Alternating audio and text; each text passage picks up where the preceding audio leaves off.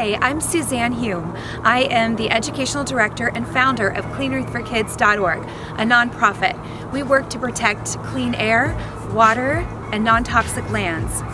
So today we're getting ready to head over to Oceanside City Hall, and we're going to talk to the Park and Rec Committee there and try to let them know we do not want synthetic turf going in on our playing fields. Synthetic turf contains many carcinogens in the crumb rubber and also in the blades of grass.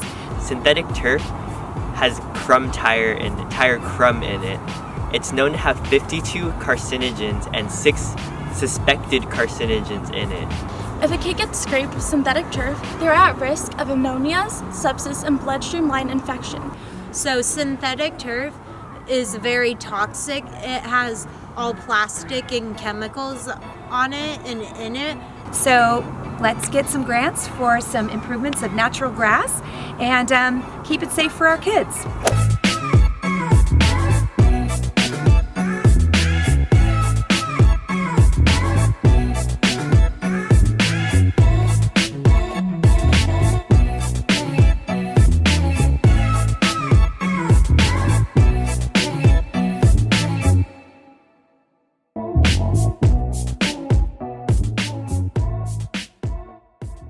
The first one is to get you ready for the second one.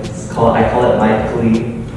Please don't take my nature, my green grass from me, and replace it with a sham.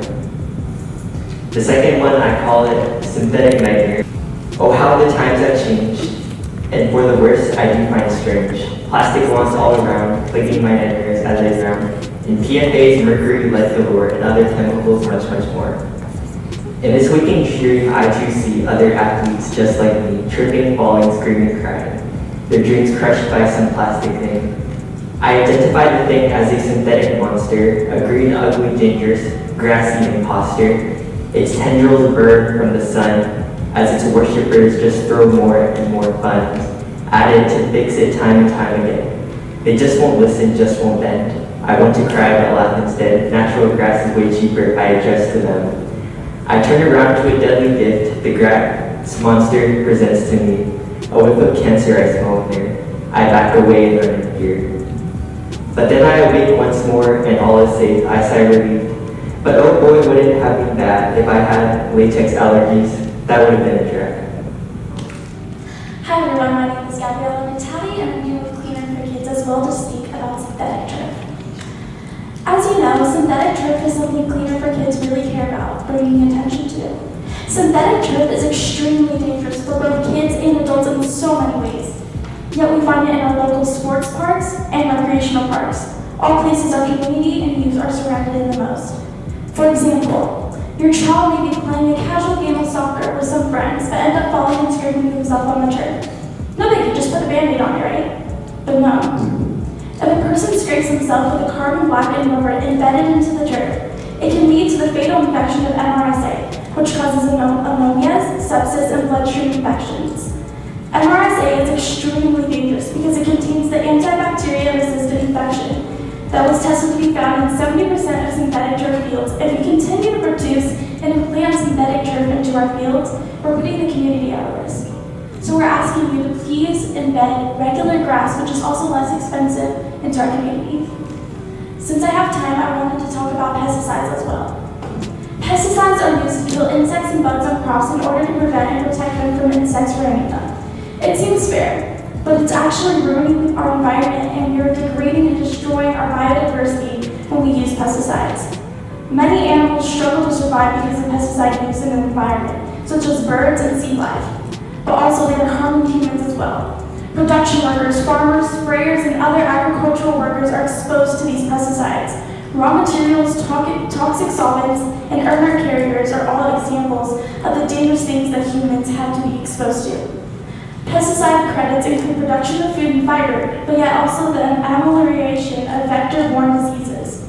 There was a study on workers in 4 units of manufacturing HCH in India that revealed that 21% neurological symptoms in relation to the exposure of these toxic pesticides, specifically the spraying of methanol. We ask you to get rid of pesticides. Thank you. Synthetic turf does require regular cleaning disinfecting, sweeping, raking, and infill replacement. It also has to be repaired and also does require weed control. So the idea that this is maintenance-free is absolutely not true. So that's a picture of an artificial turf cleaning service that's available. You may get them in your mail. And that's also a picture of artificial turf with weeds growing through it. So again, the idea that this is weed-free maintenance, absolutely not. It requires watering to be clean and disinfecting. So 1/4 inch layer is 20 tons of crumb rubber. They recommend at least once a year that you check and replace infill. So from a maintenance standpoint, from a cost standpoint, from a pollution standpoint, 1/4 inch layer of padding on this field is 20 tons of crumb rubber. These fields also are supposed to be treated on a weekly to a monthly basis with antimicrobial products to remove bacterial growth. So every time it rains, every time it gets wet, you have a risk of bacteria and mildew in this grass. So back to some safety stuff. The U.S. Consumer Product Safety Commission exempts synthetic turf from children's safety regulations because it does not consider turf to be a children's product. No agency currently regulates or monitors synthetic turf. No agency has concluded artificial turf is safe, not the EPA, not the CDC, not the CPSC. Hello, I'm Hannah Smith. I'm here to speak against synthetic turf. It's very toxic. Athletes like myself are very disappointed every time we hear the word synthetic turf because synthetic turf has toxic chemicals like benzene. Benzene is also toxic in car exhaust, so why would you expose us to something very toxic that kids have to play on? In the summer, my brothers and I have to play a sport called lacrosse, but we played on the turf, the synthetic turf. Our cleats and sticks of the heads were melting. And then also, sports like football and lacrosse, you have to wear mouthpieces, so every time the mouthpiece falls out of your mouth on the ground, you have to pick it up and put it in your mouth. And if you don't, you can't rinse it off because it's gonna get your whole team penalized, and it's basically very silly. So please don't have synthetic turf. It's very toxic, and you just poison your kids that play these sports with the mouthpieces. Thank you. Hi, my name is Darren Morrow, and thank you for letting me speak. I'm speaking also on behalf of CleanEarthForKids.org. Synthetic turf is extremely difficult to recycle, does not absorb water, detracts from soil quality, and can contain high levels of lead, which can seriously damage a child's brain and nervous system with exposure, among other things.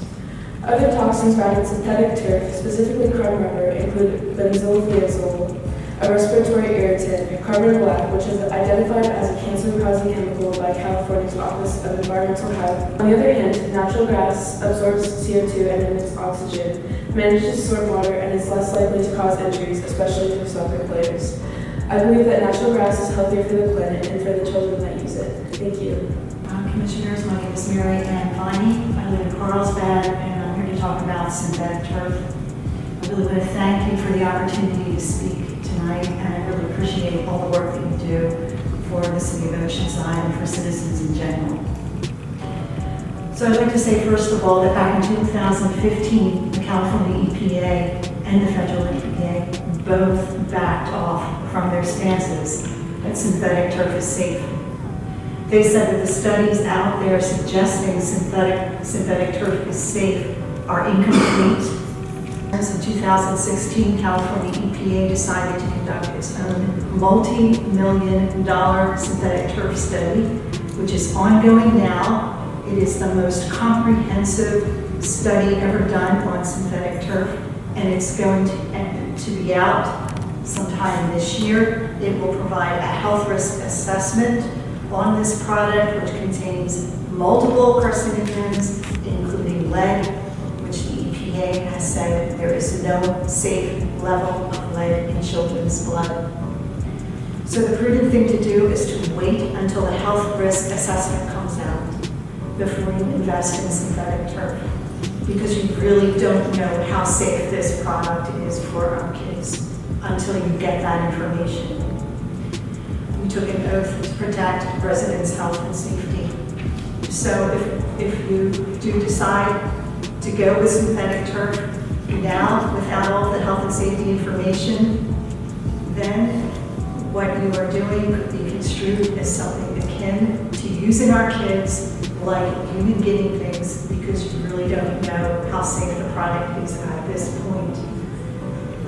You also could be putting our kids in harm's way potentially without knowing all the health risks and playing the odds with our kids' health. And you could also be denying parents their right to protect their own children with information they need to make a health protective choice, which will be provided with this study, with the health risk assessment that's coming.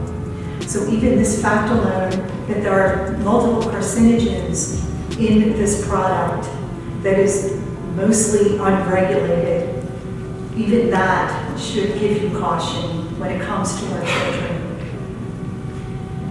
It's also, I would think, prudent of you to consider the economic and liability issues associated with synthetic turf.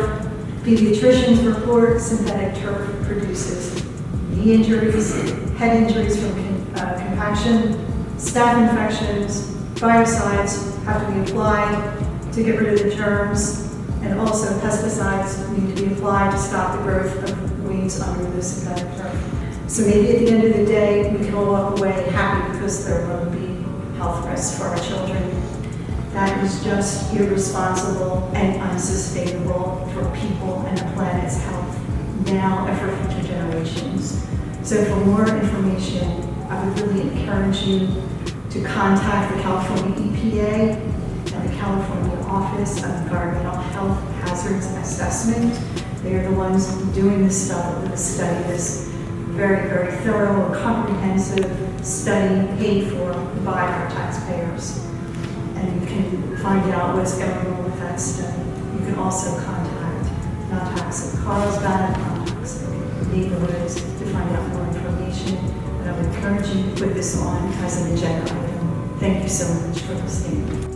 We have pages and pages and pages of information. Students visited UCSD Biomedical Library last Friday. We have met with countless people, and with 52 known carcinogens and more suspected, we cannot do this. Please put this on the agenda. This was fast-tracked through City Council, and we didn't have a chance to talk.